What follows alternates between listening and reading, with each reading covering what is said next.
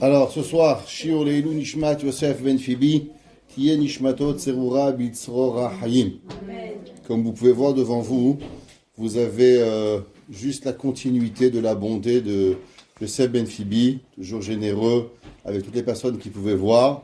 Donc, vous pouvez voir devant vous juste un petit peu de générosité, à combien il a su transmettre à ses enfants l'hospitalité, la gentillesse, la bonté et la achnasatochim, et son sourire qu'il avait toujours. Toutes les personnes qui étaient à Épinay s'en rappellent, que Kadosh Baruch Hu il fasse que à sa famille, à toutes les personnes avec qui il a été et qu'il a donné, qu'il soit Melitio cher, et que pour chacun de nous, qu'il nous donne ce que nous avons besoin, et Tiye Nishmato Tserura Bitzrora Hayim. J'aimerais partager avec vous ce soir 3 idées. La première idée qu'on va essayer de partager ensemble, c'est le nom de Purim. Pourquoi ça s'appelle Purim? La deuxième chose qu'on va parler, pourquoi on donne Mishloach Manot. Et la troisième, pourquoi on donne Matanot Laevionim. Alors je vais expliquer. Vous savez, on est tous des juifs, on a tous une tête, Baruch Hashem. Et on a lu la Megillah. Chaque année on l'a lu, et on la lit 2 fois, le matin et le soir. Le mot le moins intéressant dans toute la Megillah, c'est le mot Purim. Si vous regardez le mot Purim, d'abord il ne s'appelle même pas Purim, il s'appelle Furim. Alken ikrao eta yemeh ha'ele Furim, et pas Purim, à cause d'une grecque de grammaire. Mais en plus, pourquoi on appelle ce jour Purim? Parce que Haman, il a jeté les dés, hi pil pour hu hagoral. Le mot pour est un mot qui vient de pas de la Torah, en plus, qui veut dire un tirage au sort. Et la Torah elle a dit qu'on va décider d'appeler la fête de Purim Purim parce que Haman il a jeté les dés. Moi j'aurais appelé ça la fête d'Esther, la fête de Mordechai, la fête d'Achashverosh, le jeûne. Je sais pas, on aurait pu choisir plein de noms à part que le mot Purim. Pourquoi la Torah elle a choisi qu'on appelle la fête de Purim Purim du fait que Haman il a jeté Yipilpur ou Hagoral, qu'il a jeté à cause que Haman il voulait savoir c'était quoi le mois le pire pour pouvoir exterminer les Juifs. En quoi cela a à voir avec la fête de Purim? J'aimerais d'abord qu'on prenne un passage de la Megillah qui est un peu perturbant. On sait que Mordechai, il apprend que Haman a décidé d'exterminer tous les Juifs en un jour. Chachamim nous disent pourquoi il ne s'est pas fait un kiff, pourquoi il n'a pas choisi une semaine, pourquoi il a choisi un jour. Haman, il s'est dit, parce que si je vais perdre, alors les Juifs, ils vont changer ce jour-là en fête. Donc, du fait que moi, j'aime pas les fêtes juives, si je prends une semaine pour tuer les Juifs, alors après, ils auront une semaine de festivité. Donc, je les tue en un jour. Comme ça, même s'ils vont perdre, et s'ils vont gagner, eh ben, ils n'auront rajouté que un jour dans le calendrier juif. Et c'est pour ça qu'on a mis 2 jours, Purim et Shushan Purim, pour même enlever la mauvaise pensée de Haman. Lui, il a voulu que si on gagne seulement un jour de fête, et nous, on a gagné 2 jours de fête, Purim et Shushan Purim. À ce moment-là, Mordechai, il arrive et il se met en sac, il est complètement attristé, et il vient devant le palais d'Achashverosh. Esther, elle entend que Mordechai est avec ses habits en haillons, et elle lui envoie Hathach. Qui était Hathach? Hathach était le prophète Daniel, et elle va lui dire, va voir, qu'est-ce qui se passe avec Mordechai? Alze, rappelez-vous ce mot, Alze ve'almaze. Ça, et pourquoi ça? Mordechai lui dit, regarde, Haman et Achashverosh ont signé un pacte pour exterminer le peuple juif. S'il te plaît, va chez Achashverosh et va plaider pour le peuple juif. Esther lui répond, tu sais Mordechai, dans la vie, dans chaque chose il y a un temps. Ceux qui connaissent un petit peu la vie, alors ils savent que la Bible en Pierre qui Avot, elle nous dit, chaque chose il a son temps.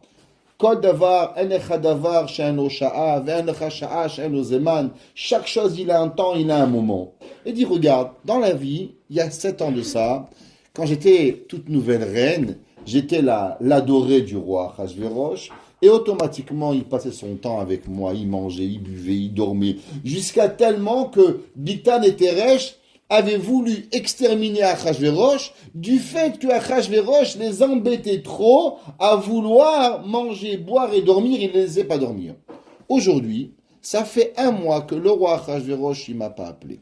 Et tout celui qui va rentrer chez Achashverosh, Achat dato lehamit.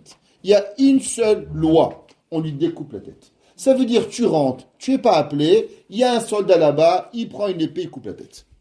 Et dit regarde, c'est bête, viens on va attendre un petit peu. Et peut-être dans 1 mois ou 2, Achashverosh il va vouloir aller boire un café, on va aller en vacances ensemble, peut-être qu'on va être un peu sympa ensemble, et là je vais arriver à lui parler. Mordechai va répondre à Esther une phrase qui est très ambiguë. Mordechai il dit à Esther, tu sais Esther, je ne sais pas pourquoi tu vas attendre, je ne sais pas. Imle'et kazot igaat la malchut. Peut-être que tu es arrivé à ce moment-là seulement pour pouvoir arriver chez le roi Achashverosh. Et elle dit, tu sais, les Juifs ils vont être sauvés quoi qu'il arrive. Les Juifs, Akadosh Baruch Hu va jamais les laisser partir. Mais une chose qui est sûre, c'est que toi et ton père, At ou Betavir Tovedu, vous, toi et ton père, vous allez être perdus. Pourquoi ? On sait que Esther était petite fille de Shaoul. Shaoul n'avait pas tué Agag. Aman était l'arrière-petit-fils de Agag. Elle dit, regarde, tu as maintenant devant toi une chance de pouvoir récupérer les bêtises de ton père. Mais maintenant, la question, elle est, Mordechai, il va risquer la vie de Esther. Si moi je suis prophète, et je demande à Esther d'aller risquer sa vie sur le peuple juif, est-ce que d'après vous, je vais lui dire, je ne sais pas trop, essaye, ou bien je lui dis à Esther, regarde Esther, il faut que tu vas chez Achashverosh, parce que je sais pertinemment que c'est ça ta mission dans la vie. Mordechai, il ne dit pas ça à Esther. Si vous prenez le texte, Mordechai, il dit, Im yodea, si maintenant, si je sais, im kaed kazot, igat la malchut, peut-être que tu es arrivé seulement à travers cela. Quand tu risques ma vie avec des peut-être, c'est facile de risquer la vie avec des peut-être. Comme on dit chez nous, et si Paris était en bouteille, ça veut dire on ne peut pas risquer la vie. Comment c'est possible que Mordechai, il va risquer la vie de Esther avec un peut-être? Tous les matins dans la prière, vous dites Ashrenu matov chelkenu humanaim goralenu. Qu'est-ce que ça veut dire Ashrenu? Heureux nous. Matov, combien elle est belle. Chelkenu, notre part. Humanaim, et combien elle est jolie. Goralenu. C'est quoi Goralenu? Goralenu, si on traduit normalement en français, ça voudrait dire notre tirage au sort. Exemple. Prenez un homme, 2 hommes, ils vont jouer au loto. En Amérique, il n'y avait pas longtemps, 1 milliard, le grand tirage au loto. Toute l'Amérique, ils ont joué. Qui a gagné? Un gars en Californie. Je vous pose une question. Qu'est-ce qu'il a fait ce monsieur de plus que les autres milliards d'Américains qui ont joué? Rien. Tout le monde a mis un papier. Il y en a un qui a perdu, un autre qui a perdu, un qui a gagné. Pourquoi on dit tous les jours dans la tfila, Ashrenu, heureux nous, Matov, combien elle est bonne, Chelkenu, notre part, donc on parle d'être heureux, on parle d'une part, et après qu'on dit du Matov, et combien elle est bonne, Goralenu, notre sort. Pourquoi tu peux être un sort, c'est pas bien. Un sort, c'est de la chance. On aurait dit Matov, ou bien à combien de chances j'ai eu. Qu'est-ce que ça veut dire Matov, Goralenu? Dans la vie, il y a 2 façons de voir sa vie. Souvent dans votre vie, vous êtes à une situation et vous vous demandez la question suivante. Pourquoi moi? Pourquoi moi? Pourquoi moi A? Pourquoi moi B? Pourquoi moi C? Chacun de nous, on se situe à un moment dans la vie où on se pose une seule et unique question. Pourquoi moi? Peut-être qu'en vérité, la question qu'on doit se dire, c'est pourquoi pas pourquoi moi, mais si Akadosh Baruch Hu, il t'a mis ce moment-là, cet effort, exactement où tu dois être, c'est parce qu'en vérité, il n'existe que toi qui est capable de régler ce problème. Esther Amalka, elle dit à Mordechai, mais tu sais Mordechai, je risque ma vie. Mordechai dit à Esther, dis-moi Esther, combien de temps il a pris Achashverosh pour choisir sa reine? Achashverosh a pris 4 ans. Pendant 4 ans, tous les soirs, il essayait une nouvelle femme. Ba'erev, Iba'a, Ubaboker, Ishava. Tous les soirs, il a mis une femme, il a jeté. Pendant 4 ans. 365 jours, 365 femmes fois 4 ans. Ça veut dire qu'il a eu environ 1500 femmes concubines. Il a eu Achashverosh. Quel âge elle avait Esther? 77 ans. Demande Mordechai à Esther, je peux te poser juste une question. D'après toi, il y a l'humanité devant lui. Et Achashverosh va essayer 1500 femmes.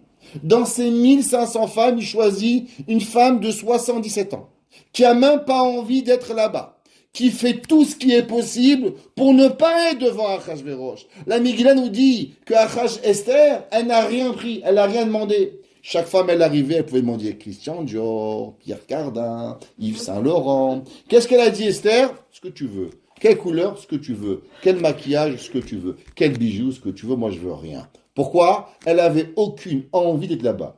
Je vous pose la question. Esther, quand elle arrive chez Achashverosh, elle a voulu faire plaisir à Achashverosh? Est-ce qu'elle lui a dit, s'il te plaît, Achashverosh, viens en faire une petite valse? Ou bien à quelle heure je peux rentrer chez moi à la maison? Esther va tout faire pour ne pas plaire à Achashverosh. Elle était une femme mariée avec Mordechai. Va-t-il là, car Esther? Esther, elle a été prise de force. Demande Mordechai à Esther, je comprends pas. Une femme qui est prise de force. Une femme qui ne veut pas être là.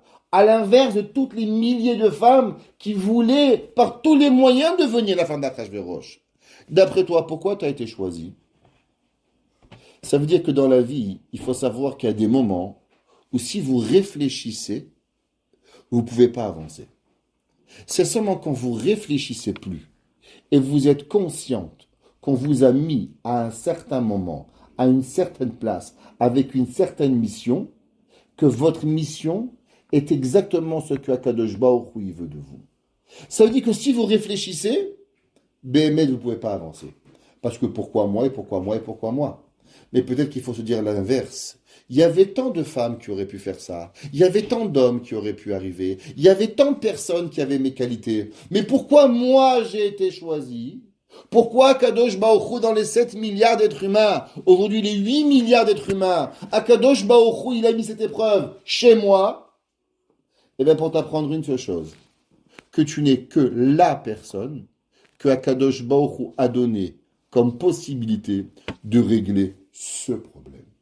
La Megillat Esther, elle s'appelle Purim, parce que toute notre vie, on a l'impression qu'en vérité, on est seulement des pions dans un échiquier. On est seulement des boules qui sont dans un loto et on choisit la 3, la 7, la 9, sans avoir véritablement de pensée. La Torah nous dit, tu sais qu'est-ce que tu es? Tu es seulement à la place exacte que Akadosh Baruch Hu, il veut de toi. Il est impossible à une personne de pouvoir réfléchir avec son sechel, avec sa pensée véritable. Pourquoi moi? Pourquoi moi? Tu as raison, on ne peut pas savoir. Seulement Akadosh Baruch Hu, lui, il t'a choisi avec cet homme. Akadosh Baruch Hu, il t'a choisi, lui, avec cette femme. Hachem t'a choisi, lui, dans cette difficulté. Akadosh Baruch Hu t'a donné cette force pour pouvoir accomplir telle chose. C'est pour ça que la fête de Purim s'appelle Yipil Pour. Aman y croyait qu'il y avait seulement des dés qui jouaient, mais il n'a pas compris qu'en vérité, quand l'homme ne réfléchit plus, qui c'est qui prend la relève? Akadosh Baruch Hu lui-même, il prend la relève. Quand l'homme n'est plus capable de comprendre les raisons, c'est pas qu'il n'y a plus de raison. C'est seulement parce qu'il y a quelqu'un d'autre qui réfléchit. Et cette personne, il s'appelle Akadosh Baruch Hu. Ça veut dire que la fête, elle s'appelle pas la fête d'Esther, elle s'appelle pas la fête de Mordechai, mais elle s'appelle la fête de Dieu. Tu sais comment elle s'appelle la fête de Dieu? C'est que la personne, elle arrive à un moment dans sa vie où elle n'est plus capable de comprendre avec son sechel, avec sa pensée, de comprendre le pourquoi du comment. Quand tu n'es plus capable de comprendre le comment du pourquoi, alors automatiquement, ça arrive que Kadosh Baruch Hu, c'est lui qui te prouve que c'est lui qui dirige le monde. Le monde n'est dirigé que par rapport à Kadosh Baruch Hu. On sait que le Harizal, il nous dit qu'à chaque fois de notre vie, quand on arrive à une situation et qu'on doit trouver une solution, eh bien on trouve cette solution. Et on se demande, mais pourquoi hier, j'ai pas trouvé la solution? Dit le Harizal, parce que pour trouver la solution, il faut être le jour, au moment où Akadosh Baruch Hu, il veut de toi, et c'est là que tu vas arriver à trouver la solution. Esther, elle va arriver devant Achashverosh, et au moment où elle va entrer devant Achashverosh, elle va arriver en tremblant. Qu'est-ce qu'elle va arriver? Elle va perdre la prophétie. Elle va prier, elle va dire, Keli, Keli, lama azaftani. Dieu, Dieu, pourquoi tu m'abandonnes? Akadosh Baruch Hu, il va revenir. Pourquoi? Il manquait encore une petite goutte, une petite centime, une petite miette de souffrance à Esther pour que Esther, elle puisse être capable de pouvoir y arriver. Pourquoi? Esther, quelque part, elle était un humain, comme nous tous. Et Esther, elle se pensait belle.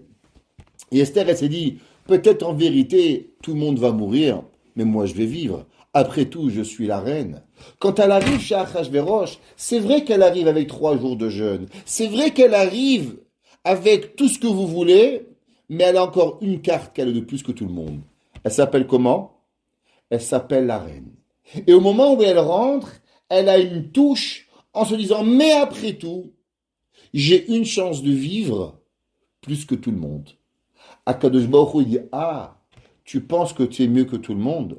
Alors je vais te faire montrer ce que ça veut dire. Et au moment où elle rentre, la Shrina, elle part, le fils de Haman, il dégaine son épée et il va pour lui couper la tête. Shimshi. Et là, elle se retrouve à 1 seconde avec l'épée sur son cou qui lui passe pas très loin. Elle a dit, Eli, Eli, lama azaftani. Pourquoi tu m'abandonnes? Elle dit, ah, maintenant tu comprends qu'en vérité tu dépends de personne et tu dépends que de Dieu. Ok, maintenant on va te répondre. Et c'est là que Achashverosh lui dit, rapproche-toi Esther. Ça veut dire pour pouvoir prier pour l'autre, on doit être à la même situation que l'autre. Si on se sent plus élevé que l'autre, on ne peut pas comprendre l'autre. Tout le monde doit arriver au même niveau. Esther pensait qu'elle avait quelque chose de plus. Ah, t'as quelque chose de plus, alors on va t'amener quelque chose de moins. Eux, ils vont mourir dans 11 mois, toi tu vas mourir tout de suite. Et tu vas sentir la mort pour pouvoir y arriver. On raconte une histoire dans le Talmud qu'il y avait un jour un homme qui avait caché un roi. Et quand il avait caché le roi, il avait mis tout en dessous de ses peaux. Et le roi était pratiquement en train de mourir. Et à la dernière peau, quand les soldats étaient en train de découvrir, ils ont dit, regarde, s'il y avait le roi, alors le roi, on aurait pu voir une bosse sous les couvertures. Pourquoi tu lèves la dernière couverture? Mais en vérité, sous la couverture, il y avait un trou. Et que le roi était rentré sous ce trou, et ça faisait que la couverture était plate. Et alors le roi n'a pas été capturé. Le jour où le roi est revenu sur son trône, cet homme il a demandé au roi, Monsieur le roi, j'ai une question pour vous. Il dit, oui, c'est laquelle? Il dit, mais promettez-moi de ne pas vous fâcher. Il dit, promis. Qu'avez-vous ressenti au moment où il vous restait qu'une couverture sur votre tête et que vous étiez à la veille de mourir? Et là, le roi, il dit, quoi? Le jour de mon couronnement, tu me fais honte, tu me rappelles ma mort, demain je te coupe la tête. Et non seulement tu auras la tête coupée, c'est moi-même qui va te la couper. Il dit, mais monsieur le roi, vous m'aviez promis de me sauver la vie. Il dit, oui, mais une effronte pareille, je ne peux pas supporter. Et le lendemain, le roi, il arrive, on l'amène pour lui couper la tête, et le roi lui met la tête à la guillotine, et au moment où il va pour lui couper la tête, alors le roi, il lui couvre les yeux, et on entend, et le roi, il vient, il l'embrasse sur le cou. Il dit, est-ce que tu comprends ce que ça fait de ressentir la mort? Ça veut dire que l'homme ne peut comprendre la mort seulement s'il va la vivre. Esther, pour qu'elle puisse vraiment arriver à ce que Akadosh Baruch Hu, il va sauver le peuple juif, elle doit ressentir elle-même la mort. C'est pour ça que quand elle arrive, Akadosh Baruch Hu l'abandonne. Je fais, maintenant on va comprendre pourquoi tu es là. Est-ce que tu comprends véritablement que si tu es dans cette situation, c'est que véritablement il n'y a que toi qui es capable de sortir du peuple juif. Toute notre vie, on essaie de redonner à l'autre nos problèmes, notre mari, notre femme, notre père, notre mère, notre directeur, tout celui qui veut. Prends mes problèmes. Mais en vérité, il n'y a personne qui peut régler nos problèmes. Parce que nos problèmes nous appartiennent. Nous n'avons été créés qu'avec les outils pour être capables de supporter et d'avancer nos problèmes. Parce que toute notre vie, on est Umanaim Goralenu. Non seulement Matov Chelkenu, à combien ils sont beaux, mais plutôt Umanaim, à combien elle est véritablement cette façon que Akadosh Baruch Hu nous a mis à la place où on est. Il n'y a pas une meilleure place dans le monde que l'on voudrait être. Une femme, un homme, un enfant, il peut toujours réfléchir, pourquoi j'aurais un autre mari, une autre femme, une autre ville, un autre travail. Ça, c'est si on pense qu'on est seulement dans un loto. Mais nous ne sommes pas dans un loto. Nous sommes dans la main d'Akadosh Baruch Hu. Et c'est pour ça que la fête de Purim, au moment où on peut croire que des événements sont arrivés au hasard de la vie, la Torah dit attention de penser pour une seule seconde que tu es dans un hasard. Tu n'as été seulement au-dessus du séchel humain, au-dessus de tout ce que l'homme peut penser, dans la main directe d'Akadosh Baruch Hu, comme Akadosh Baruch Hu Tamim.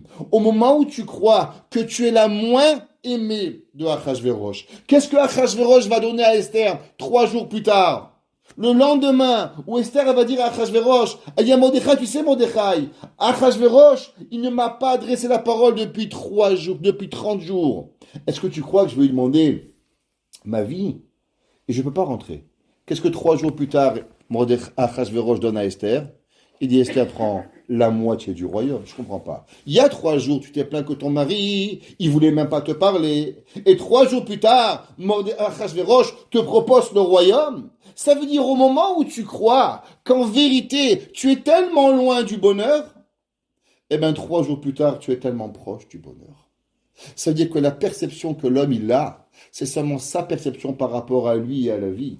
Mais il y a une autre perception qui est quoi? La perception que Kadosh Baruch Hu, il y a la vie par rapport à toi. Toi, tu as ce que toi, tu vois par rapport à la vie. Mais Kadosh Baruch Hu, en vérité, il avait prévu que Achashverosh, il n'avait pas vu Esther pendant 30 jours. De façon à ce qu'au moment où il va voir Esther à Malka, il va tellement aimer Esther qu'il demande Maïnatenar. Qu'est-ce que tu veux, Esther, que je te donne? Toi, tu crois que ton mari t'aime pas. Toi, tu crois que Achashverosh, il aime même une autre. Mais en vérité, Akadosh Baruch Hu avait prévu tout ça de façon à ce que l'amour que Achashverosh devienne pour Esther va être capable de tuer l'homme que Achashverosh aimait le plus, Aman, pour pouvoir sauver Esther. À combien il y a dans la vie, l'homme, il a une perception seulement par rapport à ses yeux, mais Akadosh Baruch Hu, il a une différente perception totale. Le Khatam Sofer, il nous dit, quel est le plus grand miracle de la Megillah? Quel est le plus grand miracle de la Megillah? Chacun, il va de son commentaire. On pourrait dire c'est que Haman, il a été tué. On pourrait dire c'est que Achashverosh, il a signé des nouvelles lettres pour sauver le peuple juif. Si on vous demande, c'est quoi le plus grand miracle de la Megillah? C'est un miracle. Au moins, vous écoutez, vous suivez. Alors, c'est quoi le plus grand miracle de la Megillah? Dit le Khatam Sofer. Le plus grand miracle de la Megillah, c'est pas qu'on a été sauvé, parce que quand tout le peuple juif, il jeûne, il mange pas, il boit pas, il dort pas, il va prier pendant 3 jours et 3 nuits pour Akadosh Baruch Hu, c'est certain qu'Akadosh Baruch Hu, il va écouter nos prières. Alors c'est quoi le plus grand des miracles de la Megillah? Dit le Khatam Sofer, vous savez, il y a un miracle qui est arrivé quand on était très très très loin de Dieu, et on était au plus bas de la spiritualité qui puisse exister. Vous savez que le roi Achashverosh a fait un festin pendant combien de jours? 180 plus 7 jours. Super, 187 jours. Quand était le 187e jour? Vaï ketov lev hamelech bayain. Le 187e jour était un 7e jour. Pourquoi 7e jour? C'était Shabbat. Qu'est-ce qui était Shabbat ce jour-là? Ni plus ni moins, le jour de Yom Kippour. Le jour de Yom Kippour, Achashverosh est au palais, et là il demande de faire venir Esther, de faire venir Vashti. À ce festin, qu'est-ce qui se passe? Il y a tous les Juifs qui sont en train de manger. Imaginez-vous, on est chez Achashverosh, le jour de Kippour, toute la ville de Shushan, à part Mordechai qui dit, messieurs, c'est Kippour. Il dit, mais c'est pour qui? Il dit, mais c'est Kippour. Et là il dit, mais qu'est-ce qui se passe? Et on mange, et on boit, et on dort, et on s'amuse, et il y a des femmes, il y a des hommes, il y a des jongleurs. Et à la place d'être à la synagogue, on est en train de festoyer et en train d'oublier Akadosh Baruch Hu. Et Akadosh Baruch Hu va faire un miracle, de tuer Vashti. Achashverosh va demander à Vashti de venir nue avec sa couronne. Vashti va avoir des boutons, va avoir une queue, elle va insulter Achashverosh, Achashverosh va se fâcher et il va tuer Vashti. Dit le Khatam Sofer, je ne comprends pas. Pourquoi Vashti a été tuée? Pour pouvoir être remplacée par Esther. Donc toute la Megillah en vérité. À quel miracle on doit la Megillah? On doit le moment où Achashverosh il a tué Vashti. Je vous pose juste une question. Quelle est la raison pourquoi Kadosh Baruch Hu, il a fait un miracle le jour de Kippour, le jour où les Juifs étaient en total rebelle de Akadosh Baruch Hu. Je comprends pas. On est en train de faire des avérotes. On est en train de manger, de boire, de festoyer, de s'éloigner de Dieu. Et Akadosh Baruch Hu, il va et il sauve le peuple juif le jour de Kippour. Dit le Khatam Sofer, eh bien ça c'est le plus grand miracle de Kippour. Pourquoi? Parce que vous savez, Akadosh Baruch Hu, il a fait une seule chose. Il y a une grande discussion dans le Talmud, ceux qui ont suivi un peu les cours du mercredi le savent, on en a parlé souvent, qu'il y a une discussion entre Rabbi Meir et Rabbi Yehuda. À savoir, la Torah nous dit, Banim atem lachem elokechem. Nous sommes les enfants de Dieu. La Gemara dit que Rabbi Meir, il dit que nous sommes toujours appelés enfants de Dieu. Toujours, à chaque moment. Rabbi Yehuda, il dit, non, pour être appelés les enfants de Dieu, il faut à tout prix se comporter d'un moment et d'une façon correcte. Osin retsono shel makom, si on fait la volonté de Dieu, alors on est appelé enfant de Dieu, mais si on ne fait pas la volonté de Dieu, alors on est appelé esclave à Dieu et non enfant à Dieu. Généralement, dans tout le Talmud, quand il y a une discussion entre Rabbi Meir et Rabbi Yehuda, halakha comme qui? Rabbi Yehuda. Pourquoi pas comme Rabbi Meir? La Gemara dit parce que Rabbi Meir était tellement profond que les Chachamim ne comprenaient pas Rabbi Meir. Rabbi Meir pouvait avoir 49 façons d'interdire et 49 façons de permettre. Et du fait que Rabbi Meir, il avait tellement de profondeur, les Chachamim n'arrivaient pas à comprendre les véritables raisons de Rabbi Meir. C'est pour ça que la halakha est toujours comme qui? Comme Rabbi Yehuda. À part cette halakha particulière, que nous sommes appelés enfants de Dieu, même quand nous ne faisons pas la volonté de Dieu. Dit le Khatam Sofer, tu sais qu'est-ce que Akadosh Baruch Hu, il a voulu prouver le jour de Kippour? Que même si le peuple juif, il mange, il boit, il festoie, il n'est pas en train de faire ce que Akadosh Baruch Hu, il veut, mais Akadosh Baruch Hu, il aime tellement le peuple juif, que même à ce moment-là, Akadosh Baruch Hu, il va créer un miracle qui va préparer la fin du miracle de Purim, au moment où on ne mérite pas le miracle. Au moment où le peuple juif ne mérite pas le miracle, quand même Akadosh Baruch Hu, il nous sauve.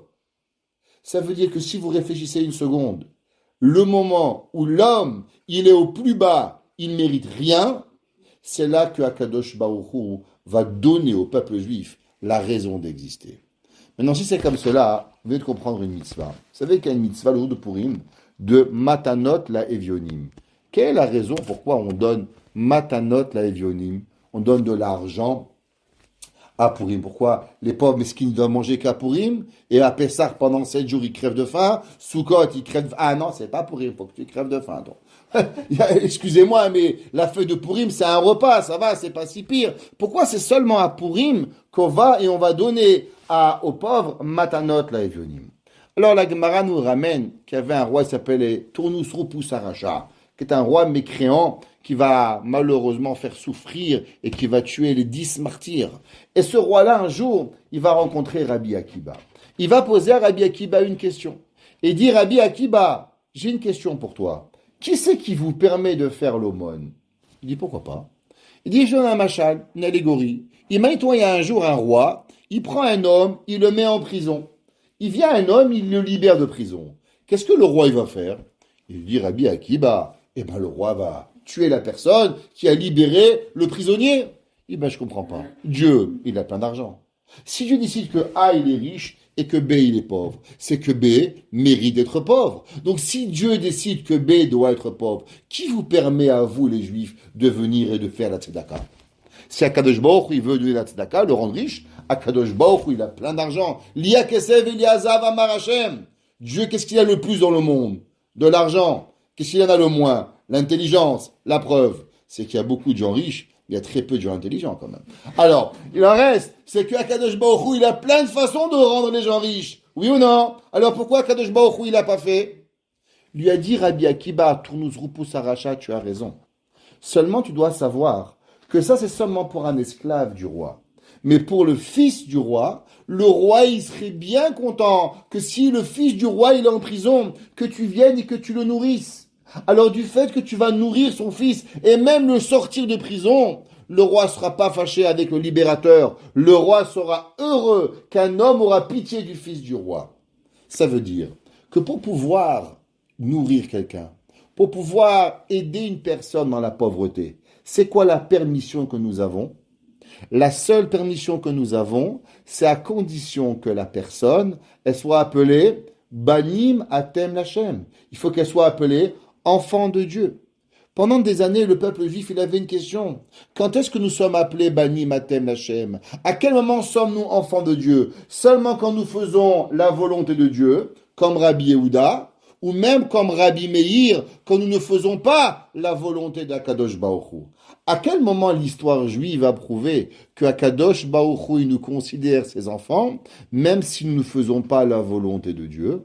Dit le Khatam Sofer, au moment où Akadosh Baruch Hu, le jour de Kippour, quand le peuple juif, il mange, il boit, il festoie, il chie Achashverosh, qu'est-ce que Akadosh Baruch Hu, il fait? Akadosh Baruch Hu, il fait tuer Vashti pour préparer la place à Esther. Ça veut dire qu'au moment où le peuple juif ne fait pas la volonté de Akadosh Baruch Hu, c'est à ce moment-là que Akadosh Baruch Hu, qu'est-ce qu'il fait? Il fait le plus grand des miracles. Pourquoi? Parce que nous sommes appelés enfants de Dieu. C'est pour ça que le jour de Purim, comment on fait montrer à l'humain, à tout le monde, que nous sommes vraiment des enfants de Dieu? Eh bien, en répondant à tous nos repousse aracha, en faisant matanot la evionim. Parce que pour pouvoir donner l'argent aux pauvres, il faut être appelé à tout le monde, bani matem Hashem Elokechem. Et si vous voulez savoir comment vous êtes bani matem Hashem Elokechem, eh bien rappelez-vous, Vayi bayom hashevi'i ketov lev hamelech bayayin, le 7e jour, Shabbat et Kippour, au moment où nous ne faisons pas la volonté d'Akadosh Baruch Hu. Akadosh Baruch Hu, il fait tuer Vashti. Par quel mérite? Le mérite d'être quoi? De Bani Matem Lachem. Donc du fait que grâce au mérite que nous sommes appelés Bani Matem Lachem, c'est pour cela que nous avons le droit de donner la tzedaka. Maintenant vous comprenez pourquoi le seul rabbin, pourquoi nous donnons la tzedaka, c'est Rabbi Meir. Pourquoi on dit Elaha des Rabbi Meir, Aneni dans la tzedaka? Pourquoi c'est le seul rabbin qui a coupé la tzedaka? Ben parce que s'il n'y avait pas Rabbi Meir, vous n'auriez pas le droit de donner la tzedaka. Le seul qui vous a permis de donner la tzedaka, c'est Rabbi Meir, parce que c'est Rabbi Meir qui a tranché la halakha en disant quoi? Que Bani Matem Lachem, même quand vous ne faites pas Retzono Shel Makom. Donc toute la raison pourquoi un homme a le droit de donner tzedaka, à qui le droit? Seulement Rabbi Meir Balanes. C'est pour ça que toutes les coupotes de tzedaka, elles s'appellent Rabbi Meir. Parce que grâce à Rabbi Meir, pas Meir Daon, ouais, grâce à Rabbi Meir, alors on a le droit de donner la tzedaka parce que c'est lui qui nous a appris cette halakha de Bani Matem Lachem Elokechem. Et c'est pour ça que le jour de Kippour, la Torah nous demande de donner cette matanot la evionim pour se rappeler à combien Kadosh Baruch Hu il a eu pitié de nous. Mais on a une deuxième mitzvah à Purim. C'est laquelle mitzvah? C'est la mitzvah de Mishloach Manot.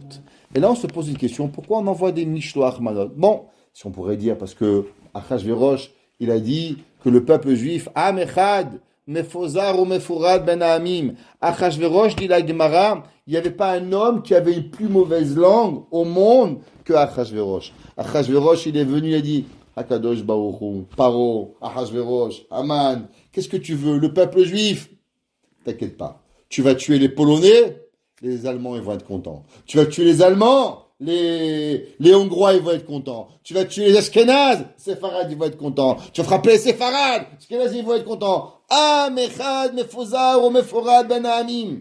C'est exactement ce qui s'est passé en 1939. Quand l'Allemagne, elle a commencé à prendre les Polonais, les Allemands, ils ont dit, bah, ça va, c'est pas grave. Et après, quand on a pris les Allemands, les Hongrois, ils ont dit, bah, c'est pas grave. Et les Autrichiens, ils ont dit, bah, ils étaient pas assez riches. Et ainsi de suite. Et chacun, il pense que ça n'allait pas lui arriver. Et un beau jour à Hitler, il n'a pas fait de différence sur tout le monde. Il a pris les séfarades, les ashkénazes, les anglophones. Tout le monde y est passé à la barminan, à faux barbecue.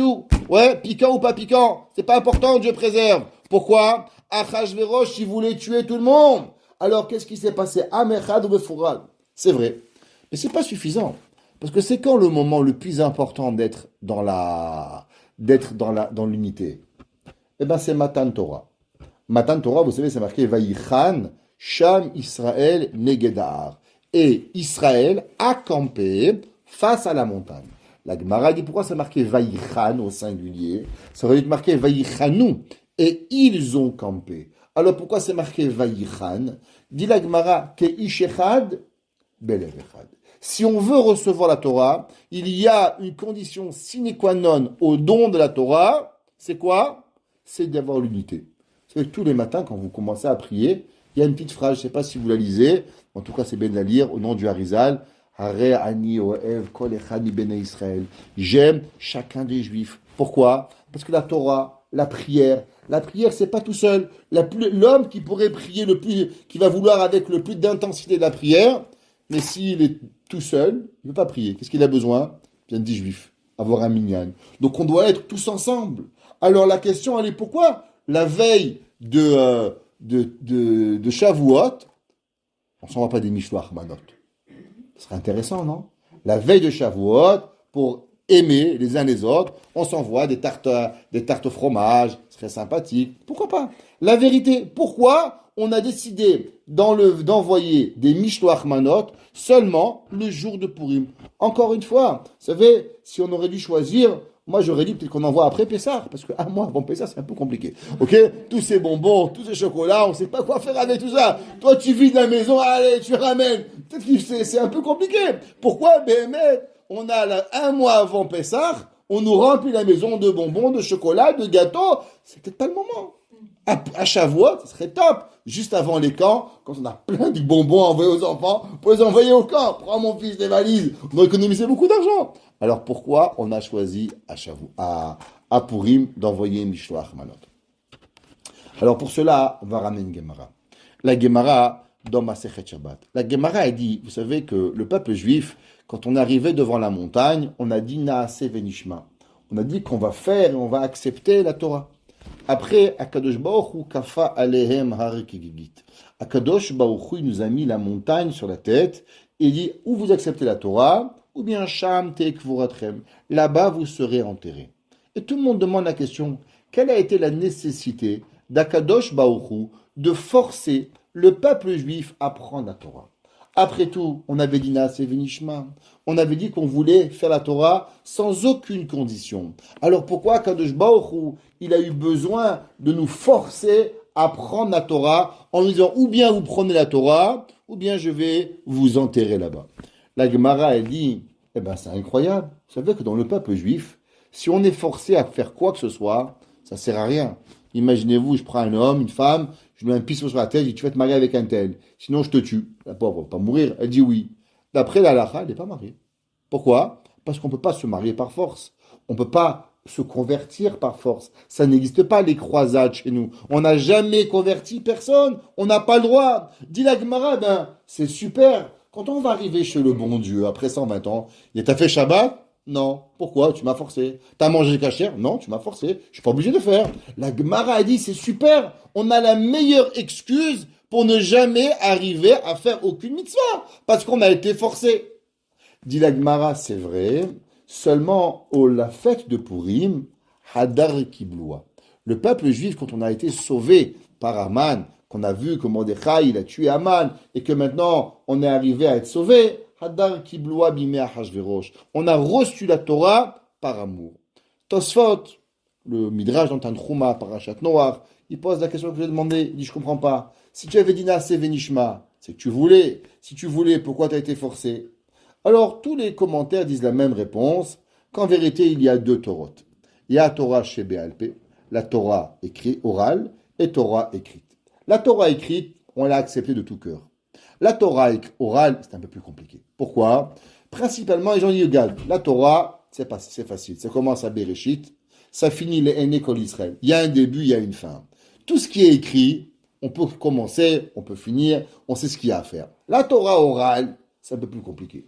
Chaque rabbin, il va arriver, t'inventes une khumra, t'inventes une halakha. C'est un jour, un gars, il m'a dit, monsieur le rabbin, la vérité, le lait halav Israël, c'est une invention des rabbins. Je dis, pourquoi? Dis-moi, au Maroc, il n'y avait pas tout ça. Il y avait la vache, elle venait, je traite la vache, je bois le lait. Il n'y avait pas halav Israël. Je dis, mais halav Israël. T'as pas compris? C'était ça l'histoire. Tu voyais la vache traire, c'est halav Israël, il n'y a pas besoin de plus que ça. Alors, c'est quoi la raison pourquoi on n'a pas voulu? Vraiment, c'est les gens, ils ont eu peur que chaque racham, que chaque rabbin, il va venir, il va pas inventer, mais il va nous donner des nouvelles halachot, et on ne sait pas où ça va s'arriver.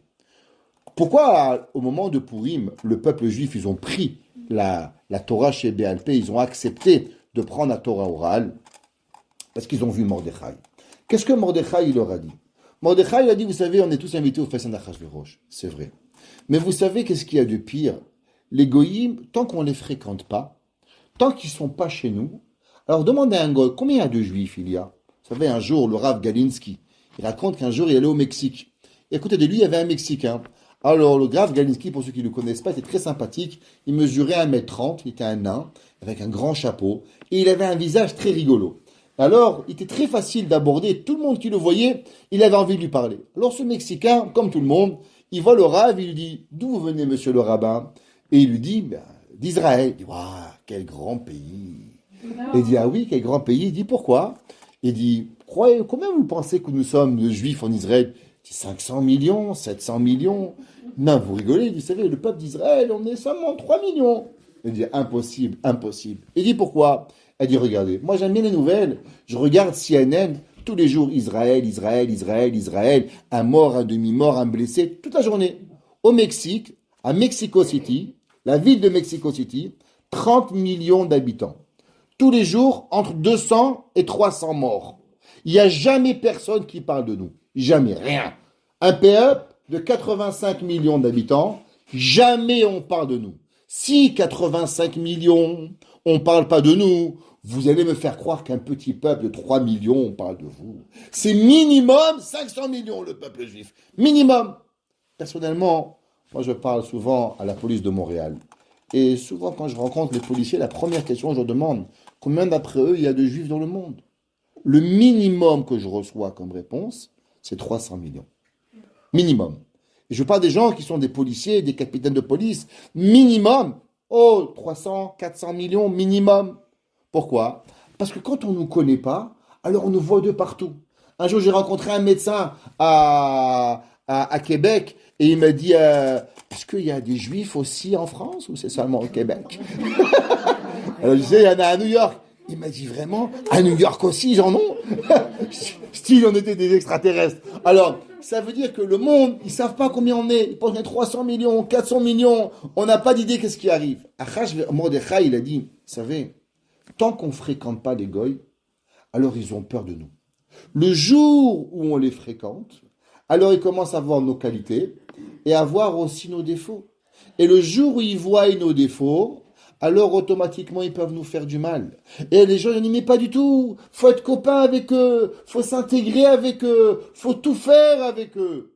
L'histoire elle a prouvé que tant que les Juifs étaient séparés des Égyptiens, eh ben les Égyptiens n'ont jamais fait du mal au peuple juif. Le jour où les Juifs ils ont vécu avec les Égyptiens, alors automatiquement on est passé à quoi? À vouloir nous exterminer. Tant que les Juifs ils étaient séparés des Allemands, les Allemands n'ont jamais voulu nous faire du mal.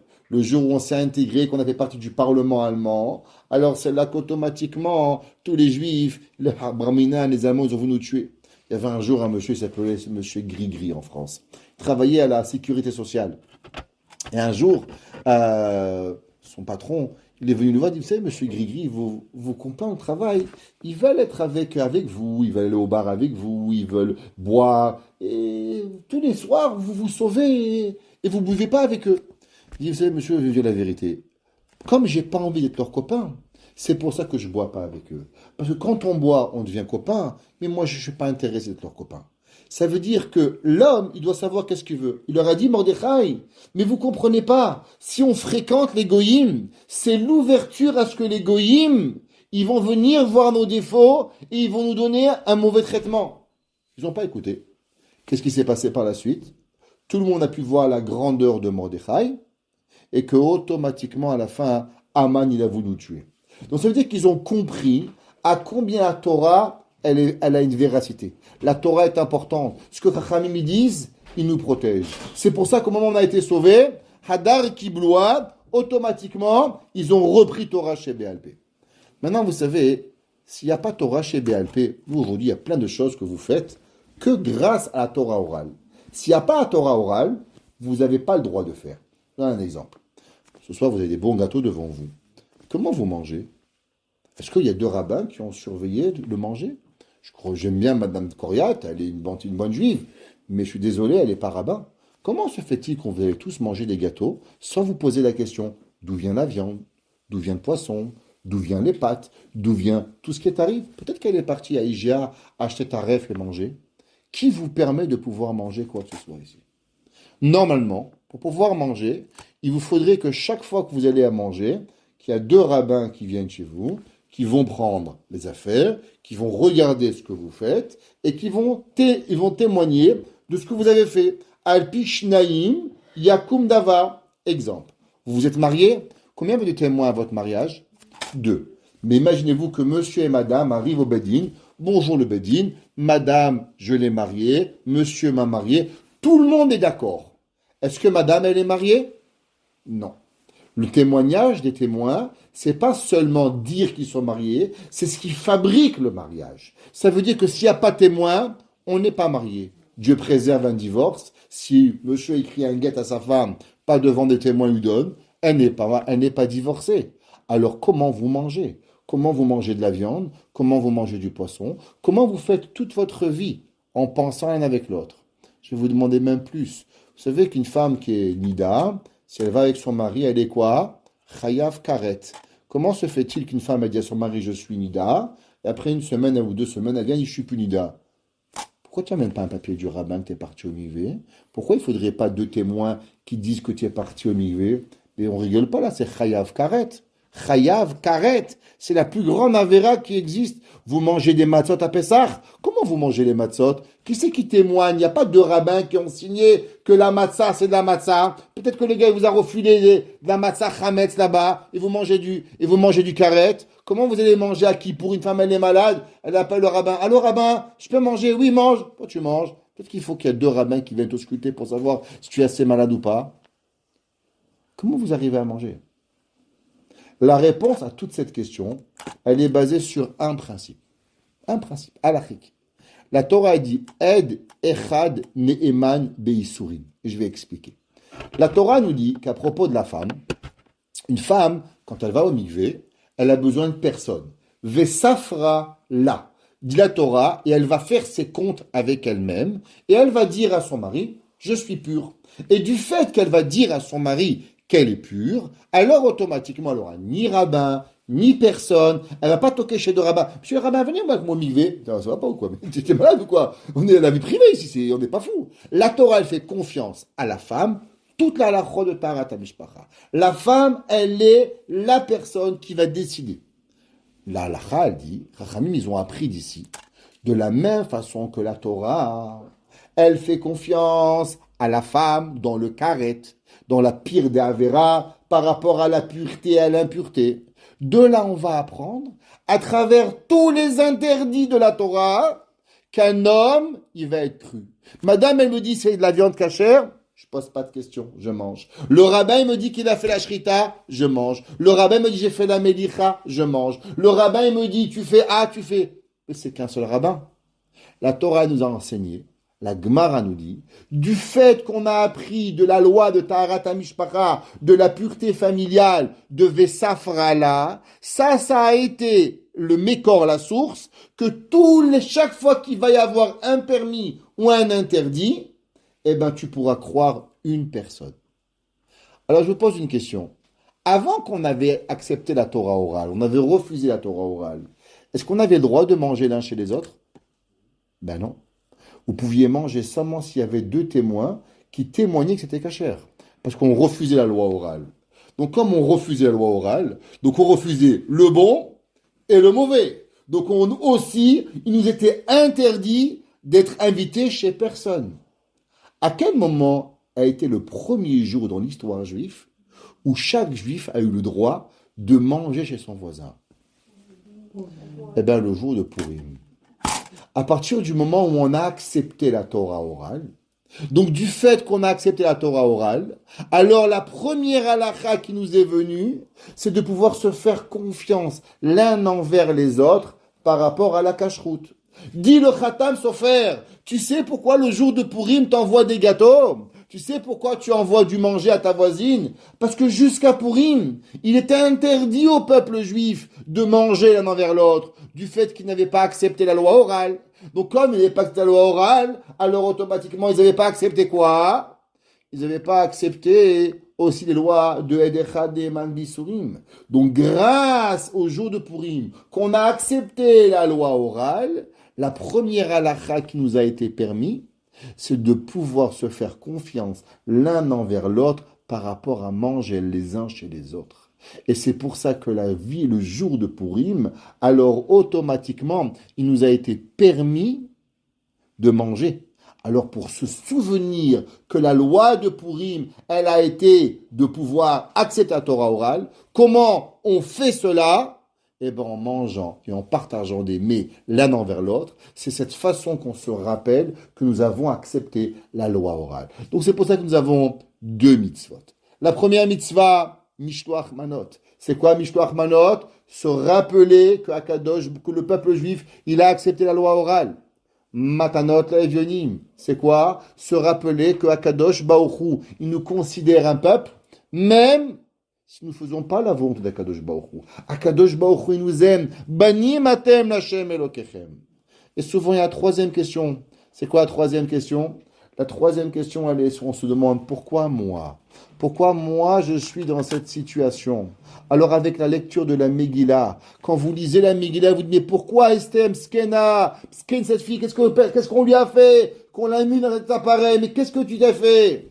La réponse est c'est où tu as été mis, exactement à la place où tu dois être. Toute ta vie, quand l'homme il arrive et se pose une question, mais pourquoi moi? Et pourquoi mon père? Et pourquoi ma mère? Et pourquoi ci? Et pourquoi là? T'as 1 million de questions pour le bon Dieu. T'as raison. Tu sais, le bon Dieu, il en a 1 milliard sur toi. Seulement la différence entre toi et Akadosh Baruch Hu, c'est qu'Akadosh Baruch Hu, à travers l'histoire, on peut lui faire confiance. Toi, je ne suis pas très sûr. La lecture de la Megillah, le jour de Purim, c'est pour nous rappeler qu'il n'existe rien. Si nous ne sommes pas capables de comprendre, c'est qu'en vérité, c'est au-dessus de notre compréhension humaine. Miyodéa, qui va savoir? C'est quoi Miyodéa? Quand l'homme il est plus capable de comprendre, alors il y a le Miyodéa. Qu'est-ce qui va arriver? Parce que c'est là que Akadosh Baruch Hu, il va pouvoir avancer. Et la quatrième mitzvah. Il y a ceux qui étaient au cours, on avait dit qu'il y a 4 mitzvot à Purim. Par rapport à quoi? Par rapport aux 4 lettres d'Akadosh Baruch Hu. Yud, Ke, Vav, Ke. Et c'est pour ça qu'il y a 4 mitzvot. Mikra Megillah, Matan Tajonim, Mishloach Manot et Mishté. C'est quoi le Mishté et pourquoi on a eu besoin du Mishté? Vous savez que une des parties, par rapport au peuple juif, il reste pas longtemps, mais on va essayer de finir ça rapidement. Une des parties intégrales du peuple juif, c'est le manger. Allez chez vous. Ceux qui n'ont pas compris, marocain.com, Blainara, il manque de rien du tout. Ceux qui n'ont pas... Ils n'ont pas arrivé, en tout cas. Minimum pour arriver. Vous savez, chez les...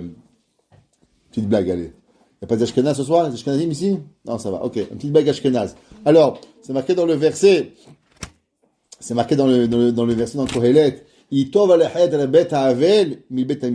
est préférable d'aller dans les maisons d'endeuillés que dans les maisons de festivités. Alors, chez les séfarades, il vaut mieux aller chez un endeuillé séfarade qu'un mariage ashkénaze. Alors, c'est la blague de Purim.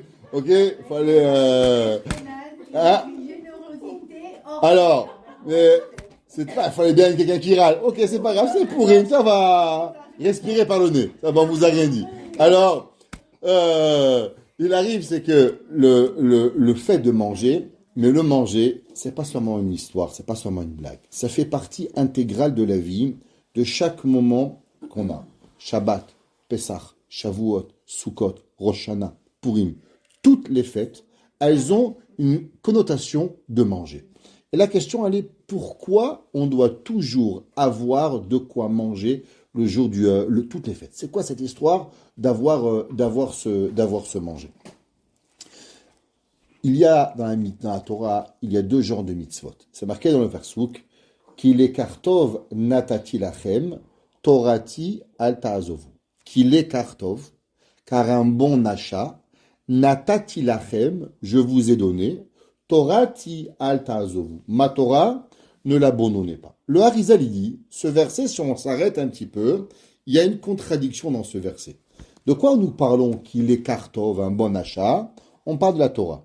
Quelle différence entre l'écart et netina? L'écart, c'est quelque chose que vous achetez. Par exemple, madame, elle a acheté ses verres avec cette fourchette. Ben ça, elle a demandé au magasin, dit, tu les veux les fourchettes, tu casques, 3,49. Tu payes, tu payes pas, tu vas pas. C'est un achat. Oh, ça vaut la peine, c'est en solde, maintenant 2,79, j'achète. Mais c'est un bon achat, mais ça reste que ça s'achète. Un cadeau, c'est nous ce soir. Tout est cadeau, tout est gratuit. Donc on mange sans payer. On va profiter, on boit l'eau, le verre, c'est gratuit. La Torah dit qu'il est kartov. La Torah, c'est un bon achat. Ouais. Torati, qu'il est kartov, natati lachem. Je vous ai donné. Du Larizal, je comprends pas. La Torah, c'est une transaction ou c'est un don? Décide. Si c'est un achat, faut payer. Si c'est un cadeau, il n'y a pas d'achat. Alors pourquoi la Torah, dans le même verset, quand elle parle de la Torah, elle parle de deux concepts. Vendre, acheter et donner. C'est pas pareil du tout. Dis-le à Rizal qu'il y a deux genres de mitzvot. Il y a des mitzvot que vous devez faire quelque chose pour les recevoir. Exemple, une personne, elle veut être pure. Qu'est-ce qu'elle doit faire? Il faut aller au mikvé. Tu peux te tremper dans ta baignoire pendant 15 ans, tu n'es pas pur. Pour venir théora, il faut aller au mikvé. Un homme, une femme, c'est la façon d'avoir la tahara, c'est d'avoir le mikvé. Un homme, il va avoir un pardon, un korban. Tu peux demander 20 fois à Hachem pardon. Quand il y avait le Beth Amikdash, il fallait prendre un mouton, prendre une vache, aller à Yerushalayim, amener le korban, et avec ça, tu avais le pardon. Il y a certaines mitzvot, que ces mitzvot-là, pour pouvoir les recevoir, qu'est-ce que vous avez besoin? Vous avez besoin de payer. Payer pas monétairement. Mais vous avez besoin d'un effort, que cet effort, il va venir et il va vous être donné. À travers l'effort, vous recevez, en contrepartie de l'effort que vous avez fait, une sainteté. Vous allez au mikvé, vous êtes pur. Vous donnez aux pauvres, le pauvre vous rend la vie. Chaque chose que vous faites, elle va vous donner. Mais il y a une mitzvah que vous n'avez rien besoin de faire pour recevoir ce cadeau. Vous savez comment elle s'appelle cette mitzvah? Elle s'appelle le Shabbat. Le Shabbat, ce qui est intéressant, c'est que le Shabbat, 2 minutes il reste, que le Shabbat, il est passif. L'inverse de toutes les mitzvot du Shabbat, le Shabbat, vous ne devez pas faire. L'inverse, c'est ce que vous demande de ne pas faire. Tout le Shabbat, c'est ne fume pas, n'allume pas, ne mange pas, ne fais pas. Tout dans la passivité. Rien dans l'activité. Rien du tout. Tout le Shabbat, c'est quoi? À l'inverse, c'est seulement dans la passivité que le Shabbat, il doit y arriver. Seulement pour pouvoir y arriver, le Shabbat, qu'est-ce qu'il faut? Comment on commence le Shabbat? On commence le Shabbat avec un kiddush. Pourquoi on fait avec un kiddush le Shabbat? Après tout, si le Shabbat il vient passivement, pourquoi j'ai besoin de pouvoir et de devoir avoir un verre de kiddush pour sanctifier le Shabbat? Baruch ata Hashem mekadesh ha-Shabbat. Quelle est la raison pourquoi Chachamim ils ont eu besoin de nous demander de sanctifier le Shabbat. Zachor et Yom HaShabbat. Si tout le Shabbat c'est Shamor et Yom HaShabbat, et on aurait pu se souvenir seulement avec les mots, disant Shabbat Shalom, alors pourquoi on a eu besoin d'avoir un verre? Alors pour aller rapidement, un verre, c'est un gobelet. Un gobelet, c'est quelque chose qui va recevoir quelque chose. Nous dit le Haptorouv, le Ohev Israël. Il dit qu'en vérité, tout ce que vous allez avoir dans la vie, c'est tout dépendant à combien vous voulez recevoir. Un homme, il prend un petit verre, il sert moi. Avec le plus grand cœur que tu as, tu pourras le servir seulement de la quantité du verre qu'il a. Il a un petit verre, un shot. Un double shot, un grand verre, 6 onces, 8 onces, tout dépend du verre. Tu vas acheter un café, tu demandes, petit, moyen, grand, dépend de ce que tu veux, tu reçois par rapport à avoir de ce que tu vas arriver. Le Shabbat, c'est pareil, dépendamment de combien vous voulez du Shabbat, le Shabbat, il vient chez vous. Pourquoi tout le miracle de la Megillah, il a commencé le Shabbat? Parce que dépendamment de combien nous voulons être proches d'Akadosh Baruch Hu, alors à partir de cela, on va recevoir tout ce que l'on veut. Toute la vie, elle dépend de combien, à combien vous voulez quelque chose. Le manger, c'est pareil. Vous avez, vous, devant vous, des mets extraordinaires. Vous pouvez les manger par gourmandise, vous pouvez les manger parce que c'est beau, parce que c'est X ou que c'est Y, ou bien en vérité, vous pouvez les manger et donner une sainteté dedans. Qu'est-ce que c'est le Etz Hadaat? Le Etz Hadaat, c'est une seule chose. C'est ce que le serpent, il a donné à Chava. Et ce qu'on appelle Zohamat Anachash, le poison du serpent. Qu'est-ce qu'elle a demandé Esther à Mordechai? Al-Zé ve al-Mazé. C'est quoi Zé? c'est les Rachitevot, Zohamat Hanachash. Ça veut dire que toute la vie d'un homme, en vérité, comment vous voulez savoir comment il se prépare dans sa sainteté, dans sa Kedusha, tout va dépendre de sa préparation. Prenez Shabbat. Une maman qui a été fainéante, désolée, et elle n'a rien préparé Shabbat, ben elle va manger une boîte de thon. Pourquoi? Elle ne peut pas rien faire Shabbat. Tu t'es préparé au Shabbat, tu as cuisiné avant Shabbat, tu vas avoir un bon manger pour le Shabbat.